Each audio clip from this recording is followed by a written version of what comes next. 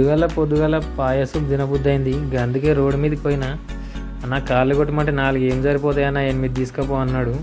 సరే ఎట్లయితే గట్లయితే అన్న కొట్టే అని చెప్పి ఇంటికి తెచ్చినాక అందులో మా మేడం ఇంటికి వచ్చినాక ఇంత ఉప్పు పసుపు వేసింది. మంచిగా నీళ్ళు పోసి 2-3 సార్లు గడిగింది. అట్లా గడిగితేనే దాని మీద ఉన్నదంతా పోతుందట కదా.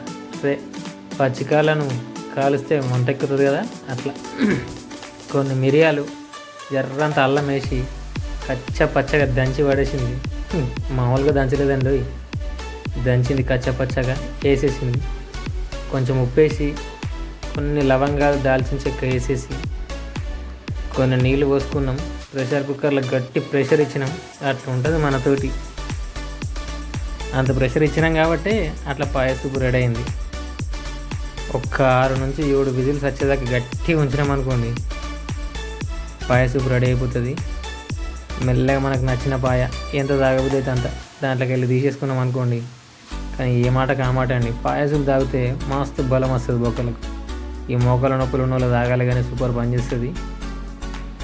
సూప్ అయిపోయింది కదా, దానికి కూర వండుకుందాం.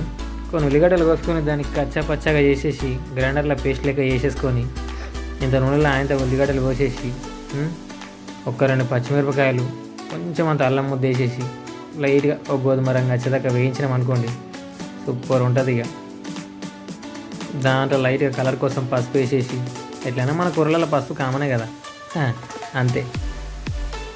ఇంతకుముందు ఉడకబెట్టుకునే ఉన్నాయి కదా, ఆ కాళ్ళను ఈ ముద్దలు వేసేసి మంచి కలిపేసి కావలసినంత అటు ఇటుగా కాకుండా మంచి కారము, కొంచెం ధనియాల పొడి కూడా వేస్తే వాసన కూడా వస్తుంది.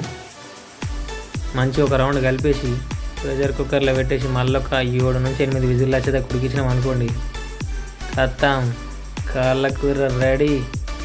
జురితే కొంచెం కొత్తిమీర వేసి డెకరేషన్ కోసం ఇంకా వేడివేడిగా బిర్యానీ అన్నంలో కలుపుకునేది ఏముంటుంది, సూపర్. మరెన్నో వంటల కోసం ఫాలో అమ్ములక్క వంటలు, అమ్ములక్క మజ్జాక. Thank you.